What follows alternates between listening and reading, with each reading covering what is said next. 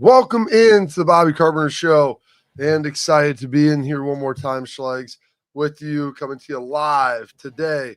I don't know if you can see. I got my U.S. Marine Corps shirt on here, Schlegs. I see it. Yep, got it over there.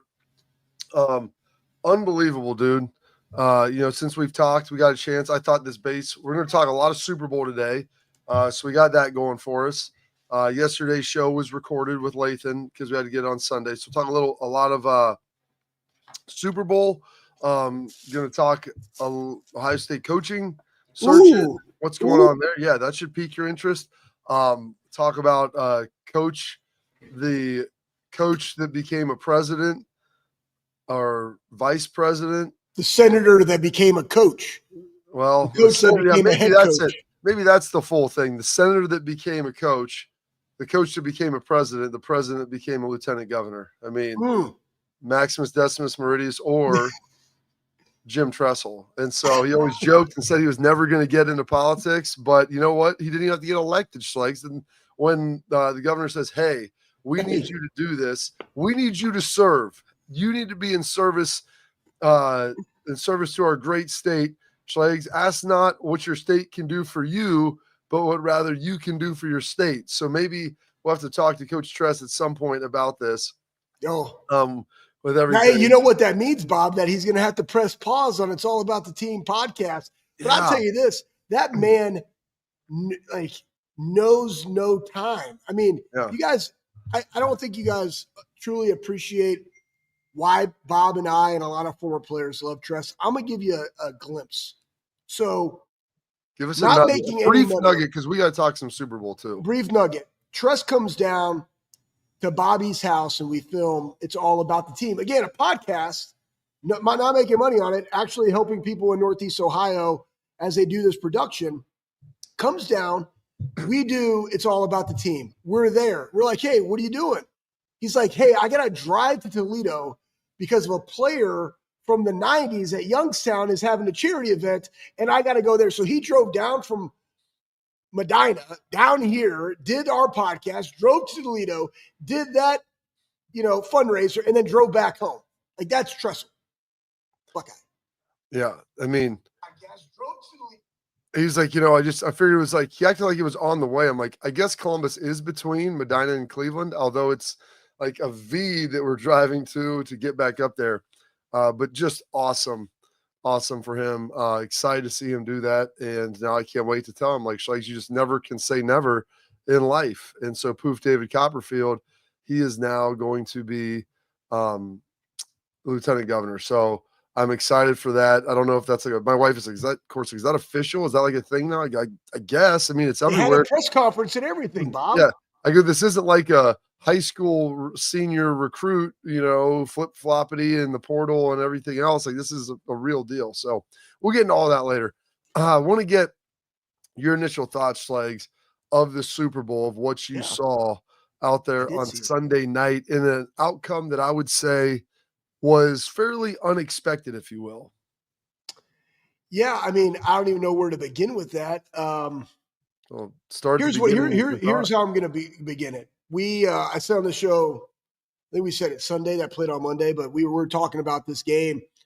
And we said that the defensive line from the Kansas City Chiefs had to really mitigate Saquon Barkley. Well, they did that. I mean, they played fantastic, but you can't even with great defense, overcome the amount of turnovers. And again, in a game where competitive excellence, best good on good, the teams that fundamentally win, that are fundamentally sound and don't turn over the ball and field position and capitalize, like those are the ones that are going to win. When you have 3 turnovers in the game, like, you're not going to be able to get it done. And when you're able to get 6 sacks in the game without bringing any pressure whatsoever because your front four are getting home, that sets up well. Like, Patrick Mahomes had no time in the pocket. He's running around. Guys are reading his eyes. Like, they were anticipating where the ball is going. I just thought Philly's defense is what won them that game because they just completely took Patrick Mahomes and the boys out of any type of rhythm or even have any type of hope, because hope is not a strategy, Cotton, of any type of hope of like trying to make a comeback because of the way their defenses were playing. And you saw, I mean, like, they set the tone. In that game, defense set the tone, and I love the way Philly won this year. It was running the football and playing great defense. Hey, why is Philly passing game struggling? It's because they run the football so well and they play such great defense. Why put yourself in that position? You don't got to be the stat leader in everything to be a great team. They played great team football on the biggest stage, and they came out as champions 40-22 over Kansas City. Absolutely. And I'll weave this back into Ohio State a little bit with that, because I think you saw two things that were evident in that game on Sunday night. And I think it was two things that were very true, and it's true as well for Ohio State. You saw on offense, and I give Nick Sirianni credit. And by the way, Mount Union grad. Oh, yes. Excited for that, excited for him. But they came out like you saw offensively. 4th and 1, like 4th and 2, tush push, forget about it. Let's take a shot down the field. They were going to attack that Steve Spagnuolo defense, because the thing is with Spags' defense, if you just try to tread water, you're going to get killed. They're going to be all over you. The pressure will overwhelm you. You have to be the tip of the spear legs and turn into this wind and walk into it. And you're going to have some negative plays. You're going to get sacked. You're going to have some stuff happen. Now, when you have a quarterback like Jalen Hurts or a guy like Will Howard, when they bring pressure and they're getting after you up front, boom, you can step up in the pocket, you can go attack, and you can go get yards down the field with your legs as a quarterback. But then also, like, they were going to take shots, because that Kansas City defense is predicated on overwhelming you with pressure in the pocket. There are holes, but you got to find them. And the only way you can find them is by pressing the ball down the field. And so they were able to do that and do it in a big way. And that was critical. And it's not all that different, Schlegs, than what Ohio State did. You saw with Ryan and Chip and those guys, like, dude, forget like pity-patting around and trying to go get, 5 yards on a 3rd and 4. Like, let's go. Let's go be ultra aggressive. Let's take shots on 1st down. Let's take shots on 3rd and short, like 4th and short. Like, if we're going to lose, we're going to lose by the sword, man. Yeah. We're not going to get slowly just cut to death with a butter knife and bleed to death in a bathtub. Like, give me the sword right to the chest if that's how it's going to be. Because if not, we're going to swing hard and we're going to get you. And so you saw that. And so that was the offensive element of it, I think, for Philadelphia. And their offensive line played well, and they were able to run the ball. And like, without looking, I didn't dig into the stats, because I think after like the middle of the second quarter, I don't even know if the stats really mattered anymore. With that, especially on offense. But Saquon was great. Their receivers were great. Brown, Smith, like those guys were phenomenal. And Hurts played awesome. And we'll get into Jalen Hurts in a little bit, because his story, Schlegs, is one that like every young person should look at and say, this is how you deal with things that don't go your way. Like, you don't cry, you don't pout, you don't sit here and say, oh, I was the starting quarterback on a team that was playing a national championship and now they benched me for someone else. Like, I'm going to be a sad clown. No, I'm going to be a great teammate and move forward. And we'll get into that. But the other piece, I think, and this is true with Ohio State as well, Philly was able to overwhelm them up front with their front four. Like, dude, even on the plays that, you talk about turnover, Schlegs, like when your quarterback's getting his leg, falling on, and he's throwing a pick right before half because they're trying to get something going, and he can't even hit like a 10-yard drag or a check down over the middle. Like, I mean, and you look at Ohio State, that's how they were able to do it. Like, look at the Tennessee game, the Oregon game, Texas game, maybe a little less pressure, but they had pressure in the biggest moments. And the same thing as Notre Dame. They were able to get after Riley Leonard. And when you can do that, sometimes you need a little blitz, but if you can do it a lot with just your defensive line, like you look at the teams that have beat Kansas City, Tampa Bay did the same thing when they had their victory over Kansas City a number of years back. They overwhelmed them up front with 4-man pressure, maybe a little 5, but they were able to get after it, collapse the pocket, and make them make bad decisions.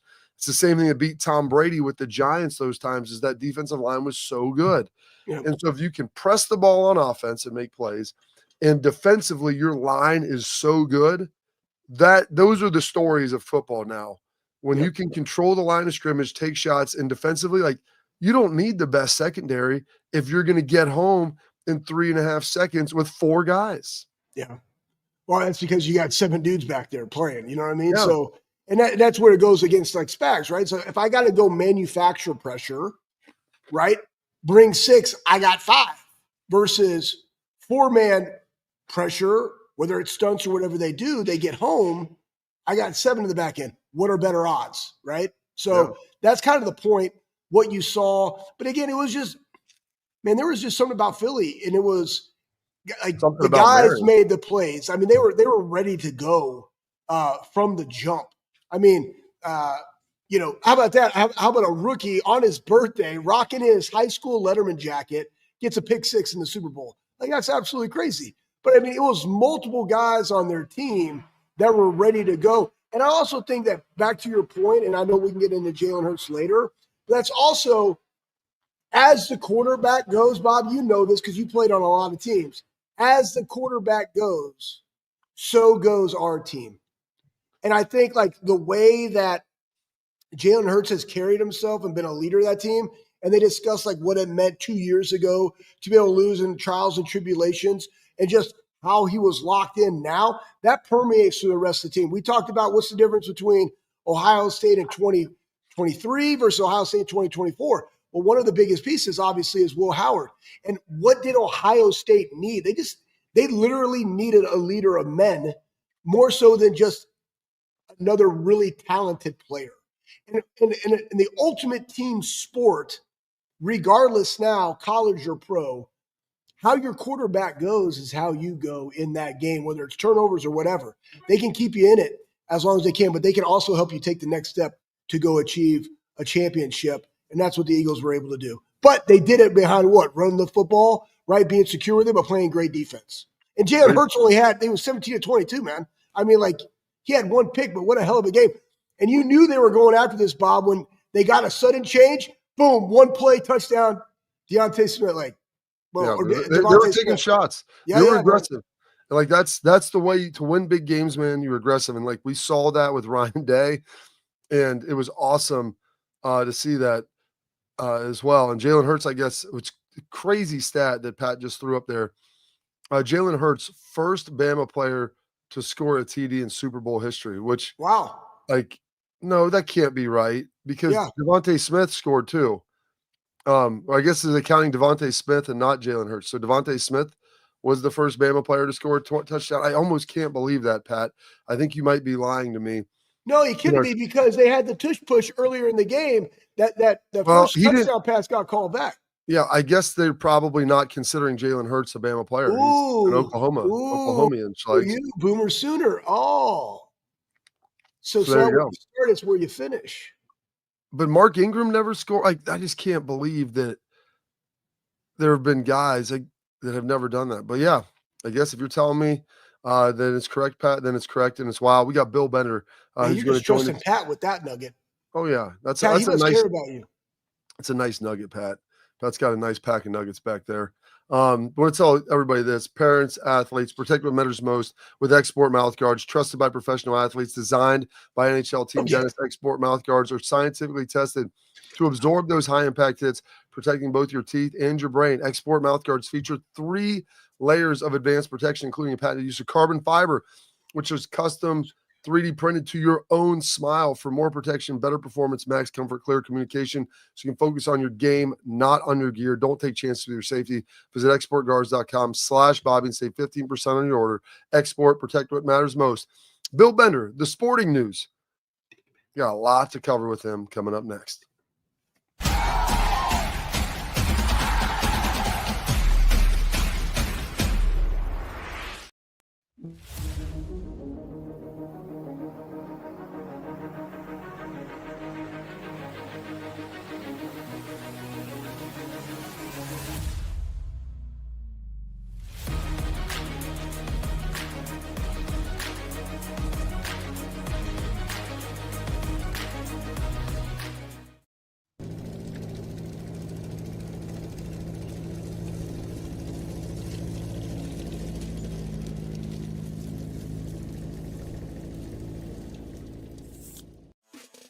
Welcome to Big Play, the fastest growing sports media company in America. I'm gonna keep it straight with you. The reason you should watch our show is because I look good, baby. Come get some! Join our millions of fans for live sports talk shows hosted by the top former athletes and sports personalities in the industry. Ohio, it's my home state. Obviously, I'm a diehard Cleveland sports fan. Watch what you want, where you want, when you want. Welcome to Big Play. Make sure you tune in. I love you, Cleveland.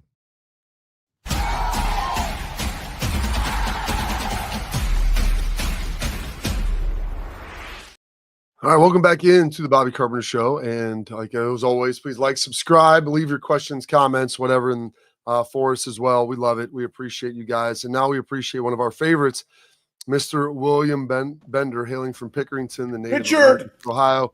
And we're excited to have him in here with us today. A lot of big news, Bill, across the Ohio political realm, sports realm. Before we get going any of that, like just your initial thoughts on the Super Bowl and kind of everything you saw out of that. Well, you guys were talking about it in the last segment. I mean, just the domination by the Philly defensive front. It was early. They made Patrick Mahomes uncomfortable, but not, and other teams have done that. And he would slither out, make a play, do whatever he, the wizard act that he does.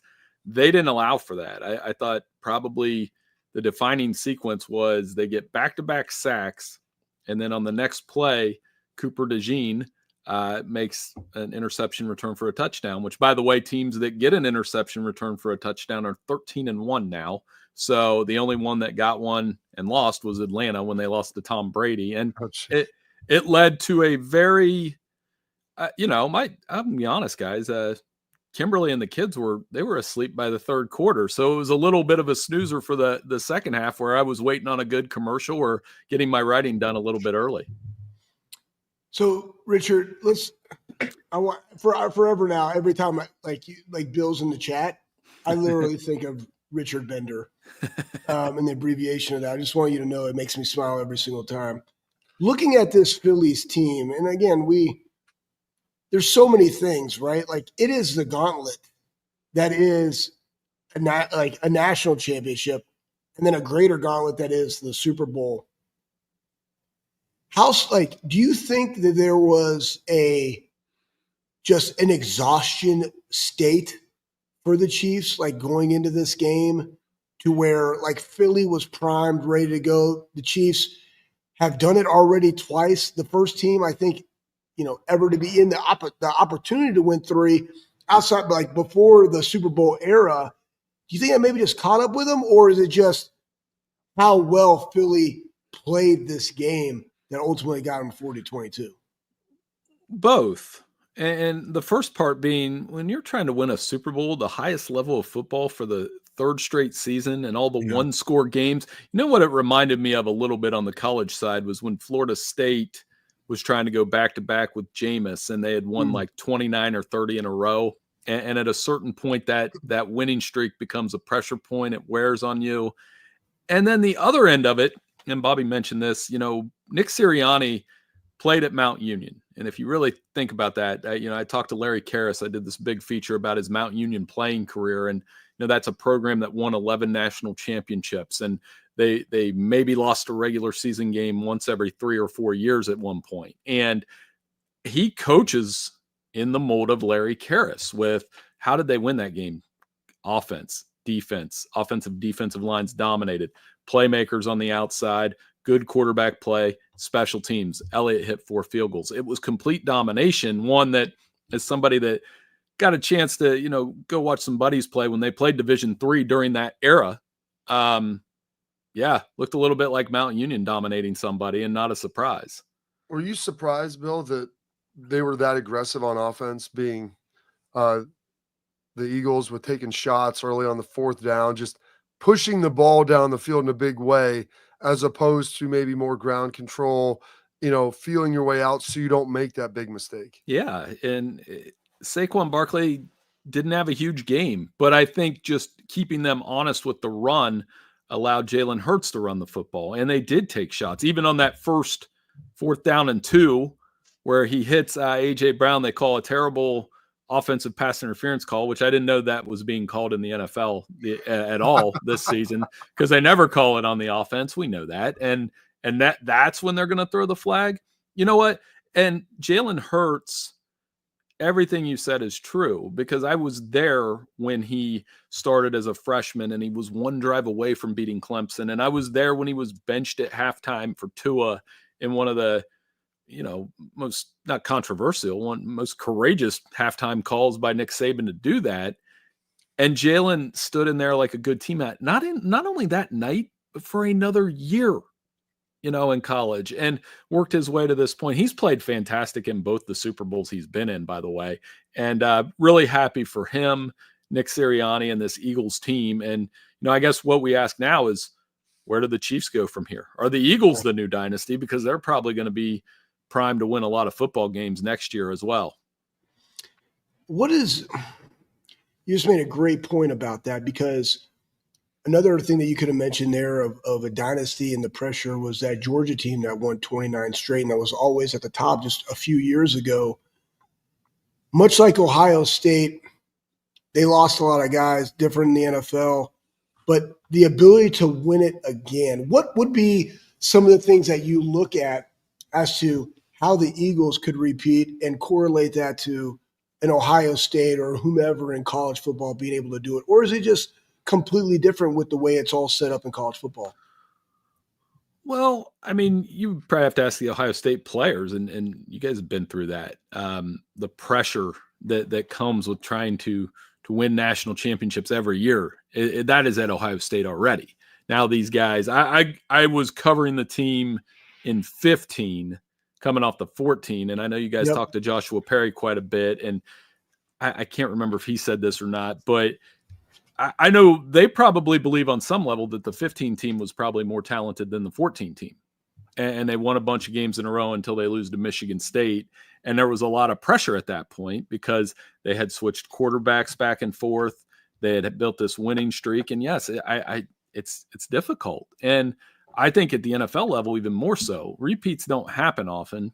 Repeats lead to dynasties. But I would almost say that if you gave them truth serum a little bit with the Chiefs, there's probably a little bit of relief because now they can rebuild, restart, and go. And some of the flaws showed up: offensive line, lack of dynamic receivers, and Philly took it to them on the other side of the ball too.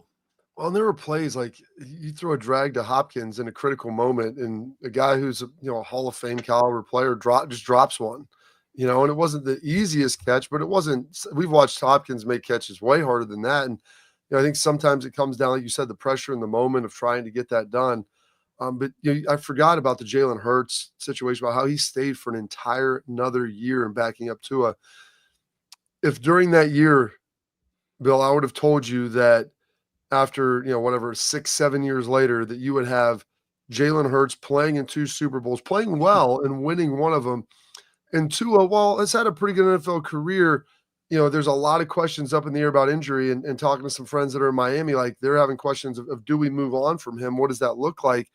I mean, is there anybody that would have taken that bet, and what kind of odds that you would have had to give him that Jalen Hurts would be in a better position in the NFL now than Tua? Yeah, and then your next question would be, well, what happened with Tua? What's going on with his career? And you'd have to delve into the the concussions, and he's had moments like you said, and they've played well, and he's played well. He hasn't been a bust by any means, but if you would have said, yeah, Jalen Hurts will be playing at an MVP caliber level, he has played in 2 Super Bowls, he easily could have won both Super Bowls, and in that stage, he's been awesome. And I think his college career is something to look at when you talk about the portal now, where he did transfer to Oklahoma. He had that 1 year with Lincoln Riley that elevated his game, and that cross between what he learned with Alabama and what he learned with Oklahoma, and he just fits in Philadelphia. I think his toughness, the way that he goes about his business. One thing I always noticed about his press conferences was he was never rude or impolite. He may be, I don't even say uncomfortable. He was short, and he got to the point with his answers, but he's always been well respected in the locker room by his teammates, and it shows. Bill, when you are articulating, Bobby brought this up, and we'll probably go into it later, but you're sitting around talking to your kids about, again, a real life example of Jalen Hurts, trials, tribulations, perseverance. People talking about, hey, where's this Phillies passing attack? And they're still playing great football, during the regular season. You're 14-3, and they're like, what's up with Philly? And they go on this run, and they just absolutely dominate the 2-time defending Super Bowl champions. Like, what is that you're articulating as the story behind this? Well, Saquon helped too. I mean, when you sign a player of his dynamic ability on top of what they already had, A.J. Brown, Devontae Smith, they were loaded. And then their defense, they draft 2 corners to help solidify the pass defense. The front 4 part, which you guys know the ins and outs of pass rush. And I mean, you two would, how long does it take to explain that they didn't blitz one time in a Super Bowl and able to get that much pressure with the guys up front against Kansas City? That's mind-boggling to me as somebody that obviously doesn't understand NFL pass protection as much as you guys. But I mean, at a surface level, you're like, how is that possible? Bill, final one here before we get a quick break, and we'll bring you back. So I'm going to talk about some Ohio State stuff and everything else. Better story, the fact that in 60 years of NFL Super Bowl play, no team has ever won it 3 times, or would the better of story have been the Chiefs with the 3-peat at this point? I like that they lost better because it builds some enthusiasm for next year in both conferences. Now it's not assumed. Now we're not talking about the refs all week or conspiracy theories or Taylor Swift, or, you could go on down the line with the Chiefs fatigue angle. It opens up the AFC where you start to look at early predictions for next year. Is it going to be Kansas? How do they recover? Does Kelsey retire? Does Baltimore break through? What do the Bengals do? What a huge offseason for the Bengals and the talent that they have at quarterback and Joe Burrow hiring Al Golden. Is it Buffalo? And then on the NFC side, who challenges Philly? Does Detroit finally break through? San Francisco, Brock Purdy, Jaden Daniels, and how he broke in. And I'm going to mention my Packers at least for a couple seconds. Do they add, add Myles Garrett to that defense, please? Not that that's wishful thinking and speaking it into existence, but having all those teams and the NFL offseason, as you guys know, it never stops. We're writing articles today about that we're going to let loose this week. And does Aaron Rodgers end up in a Steelers uniform? That's another question I have. It's a lot there that we'll be able to get into here in the coming weeks. So we're going to take a quick break. We're going to come back with Bill because there's some big news that happened in the Buckeye State. Something I never thought I'd see, but I think it's actually will be great for the state of Ohio. That coming up next.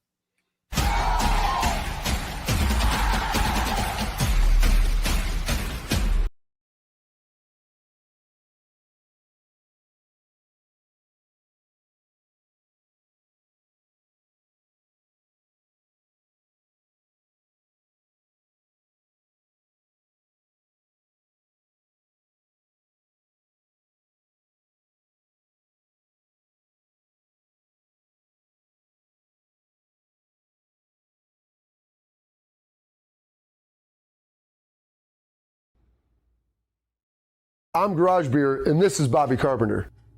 Garage Beer. Beer-flavored beer. Beef with an F? Okay, my bad. It's crisp and cool, and it doesn't taste like... I'm Bobby Carpenter. I drink in garages, because my wife says I don't belong inside. If you like a cold breeze on your bag, drink Garage Beer. It's American, and so can you. Garage Beer.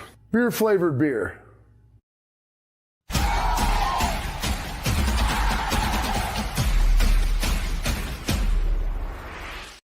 All right, welcome back into the program. Still here with our guy, Bill Bender. And Bill, Richard Bender likes to call you now, so that'll be your new name, Bill.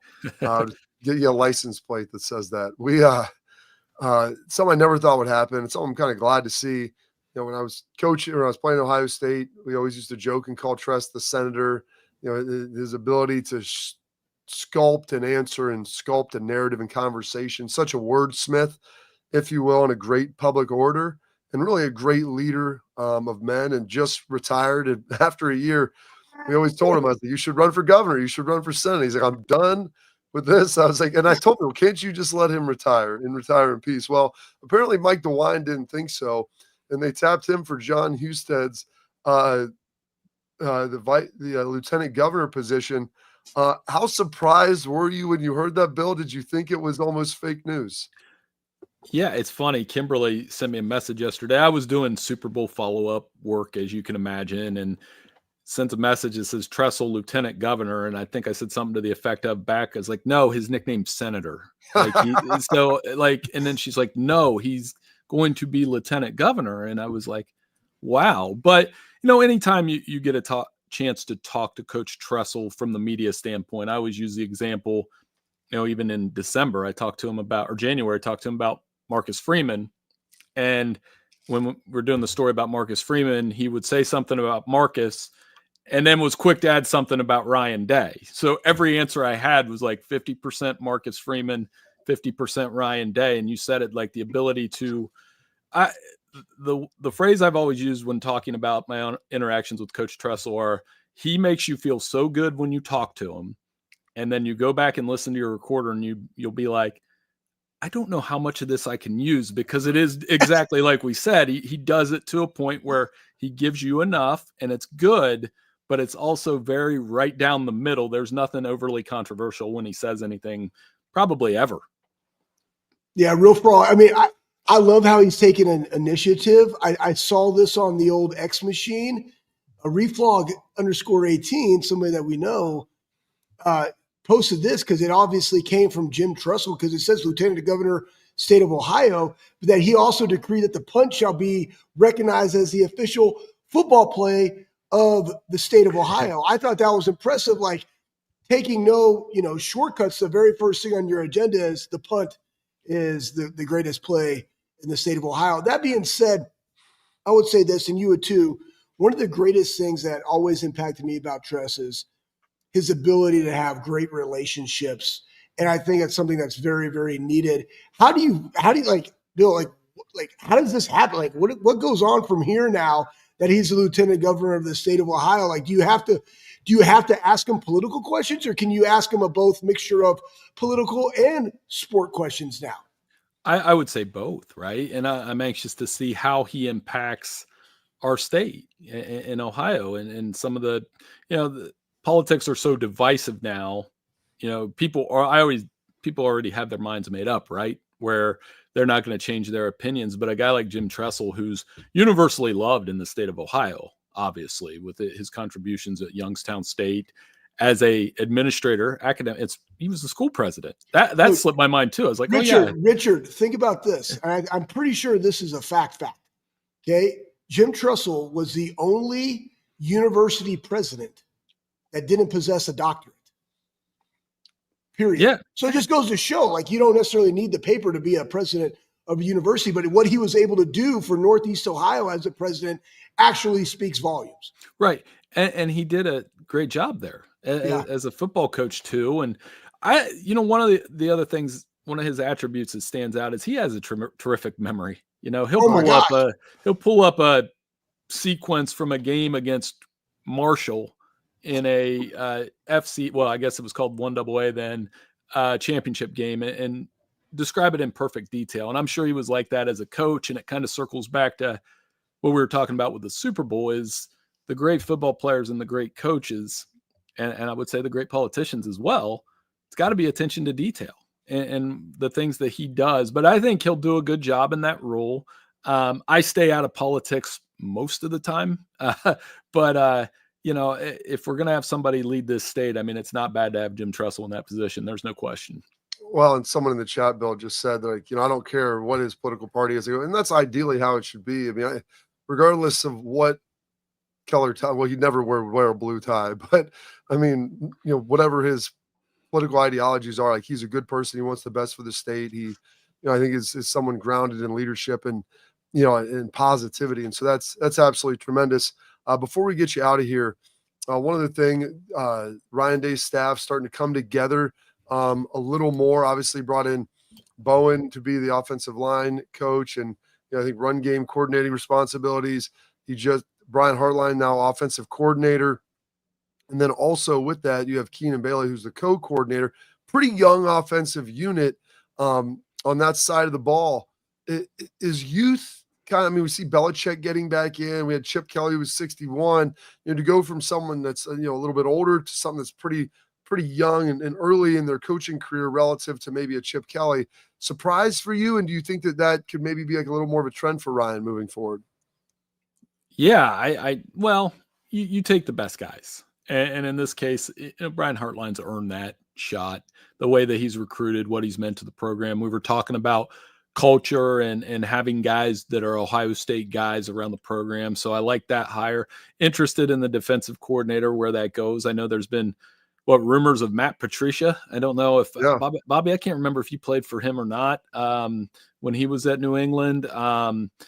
Obviously very renowned defensive mind. I saw him pop up on the Edelman podcast. So I said that, I don't know if I said this on the show last week, but if I was hiring Ohio State's defensive coordinator, I would hire a guy with an NFL background, because you're dealing with guys that are going to play. I mean, look at last year, all 11 of those guys that started are going to play in the league.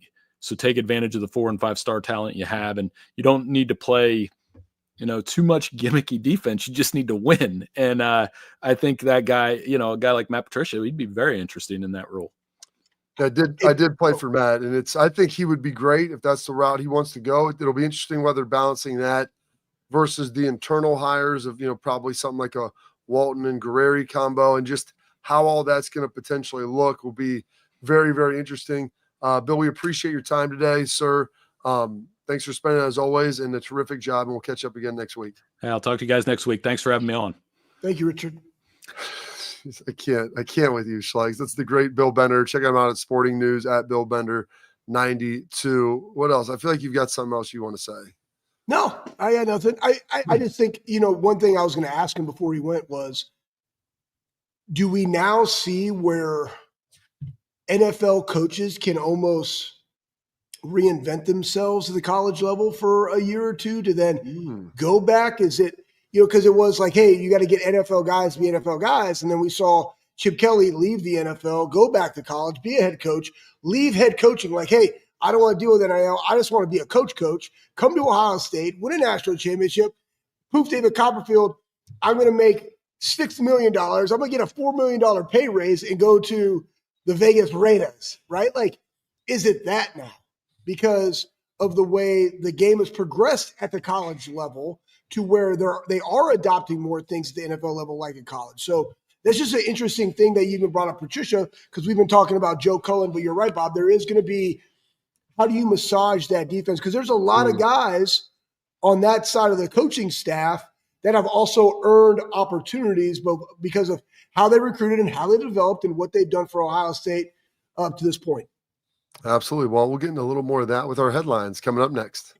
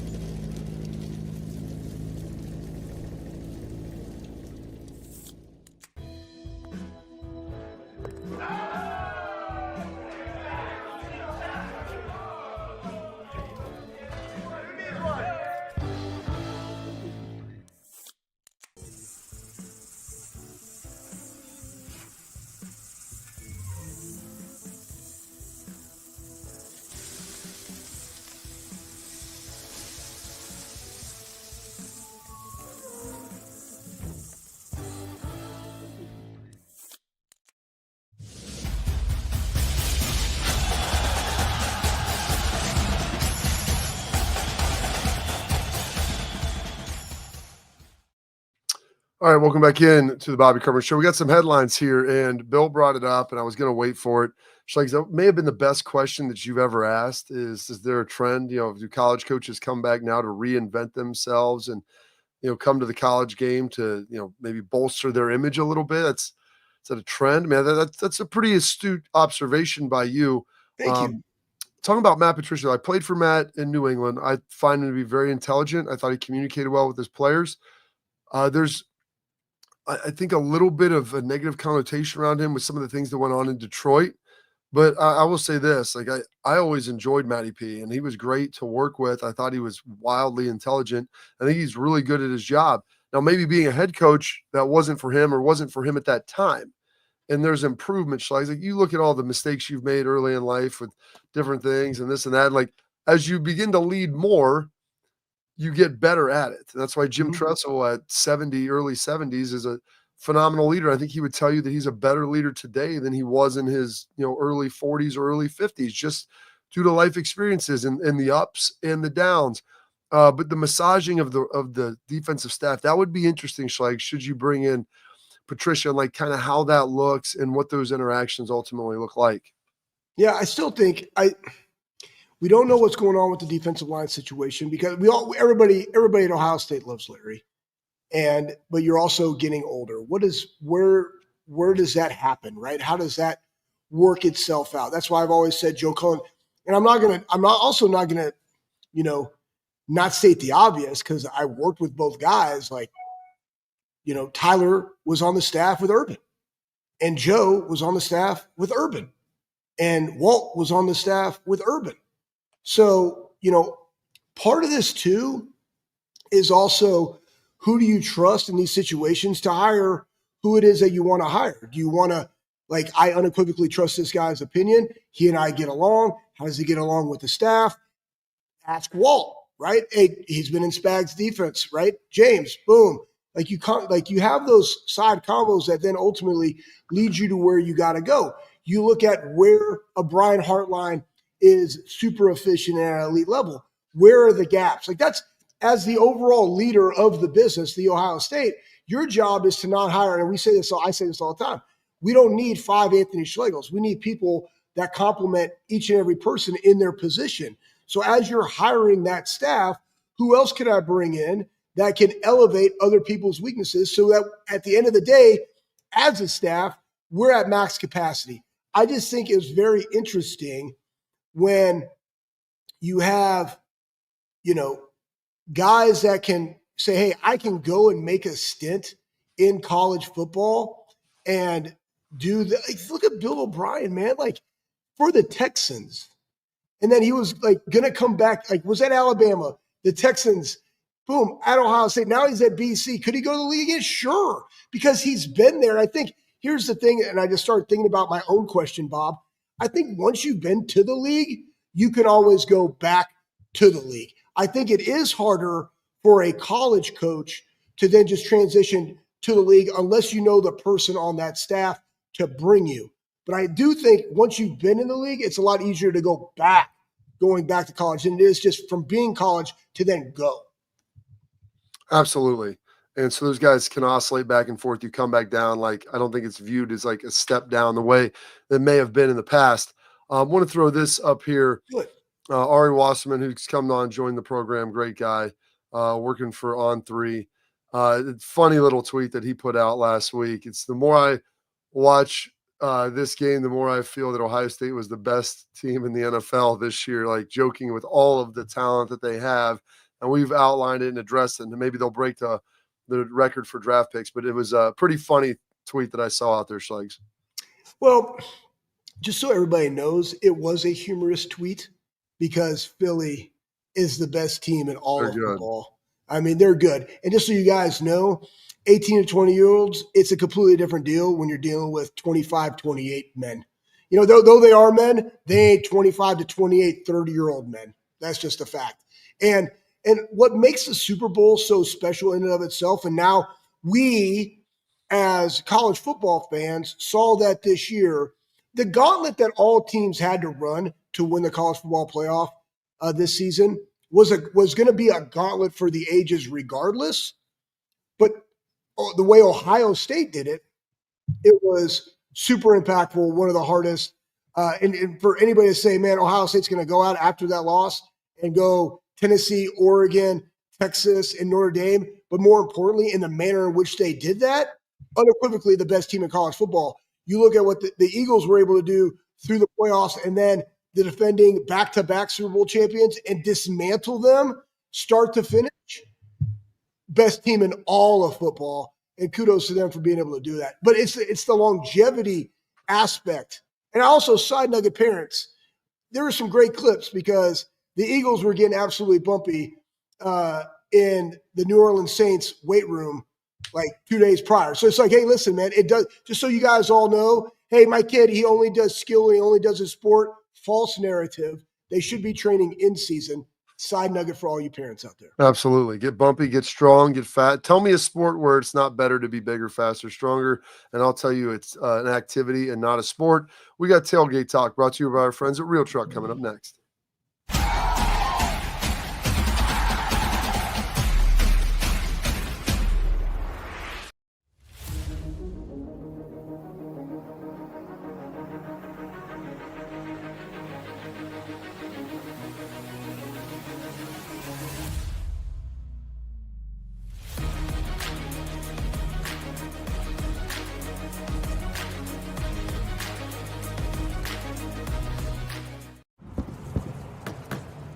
Get the most out of work, life, and all your outdoor adventures with top-selling upgrades for your truck. Guaranteed fit, free shipping, easy install, expert support, and thousands of dealers just a click away.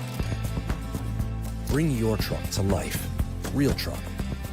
Upgrade today and save between $50 and $400 on select Real Truck products. Visit realtruck.com/specials.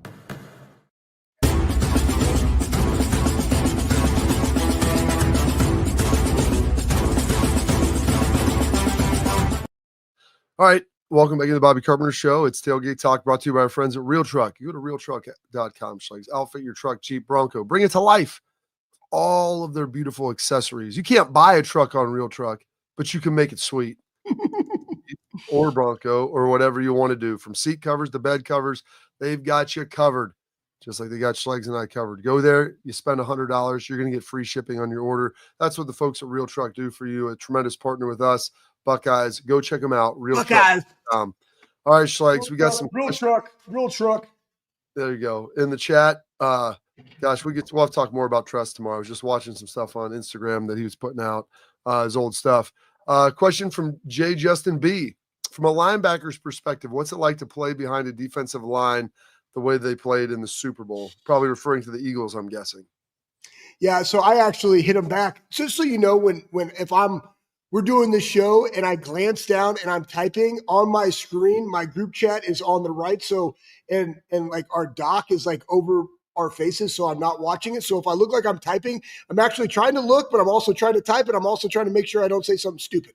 So on this, what I said, Bob, was when you rush 4, drop 7, the windows are now smaller, right? So you know what kind of route combination they run because you've been doing it all week. You do that by down and distance. You do that by spacing, right? If they condense the formation, they want to expand. There's things that you're doing. Then when they got to get them out of the pocket, yeah, you can sit in those zones, but the windows are significantly smaller.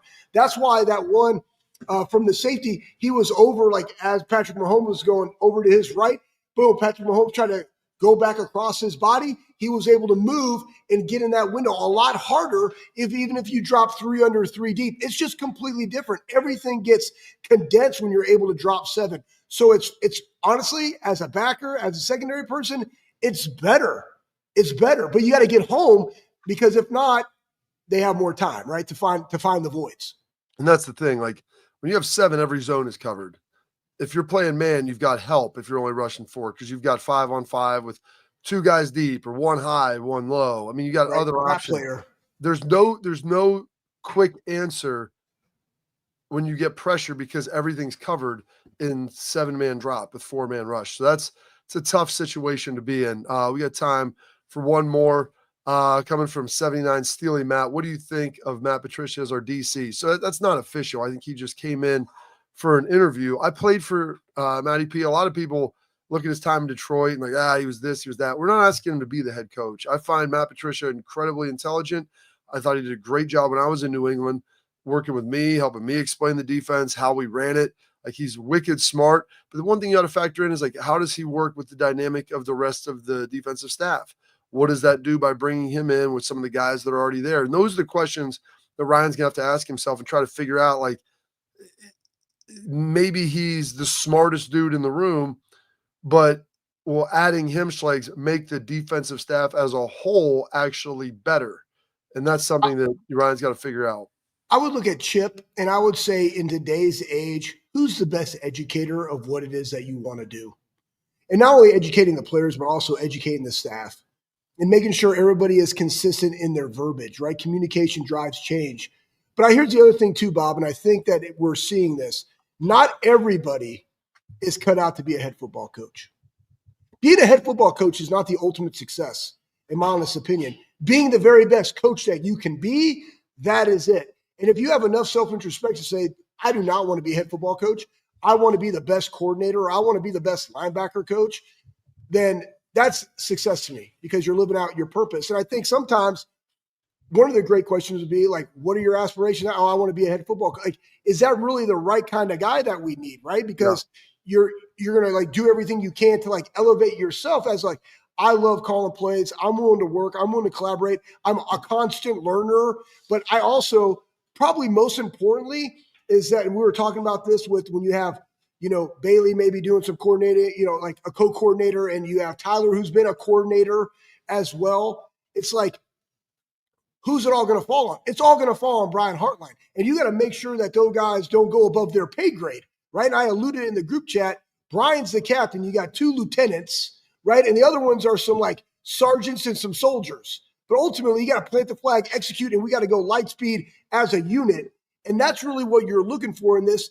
And the other caveat to that, do I unequivocally trust this person to put our young people in position to have success on the defensive side of the football? That really is what it boils down to.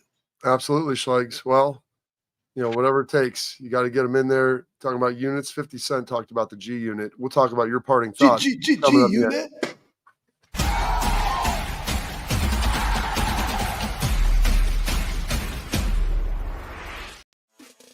Welcome to Big Play, the fastest growing sports media company in America.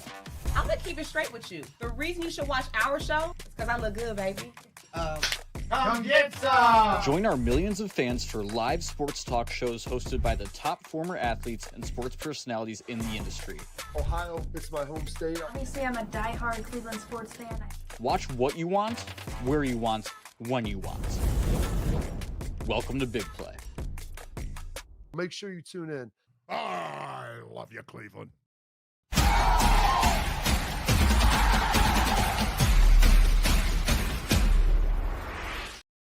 All right, Schlegs, your parting thoughts. I think we've got a big trade coming up from one place on the water to another place on the water. Talk about it. Is it already happening?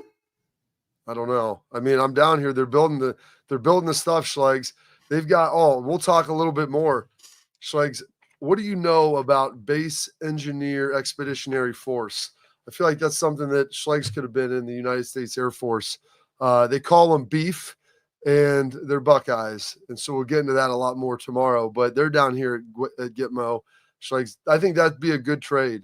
There's some assets you could move down here, and maybe one asset that you want to keep in Cleveland, and that would be tremendous as well. So who wouldn't love that? That's all the time we have for the show today. We'll be back with you live tomorrow. Hopefully we'll have AJ on, and we'll talk to you then.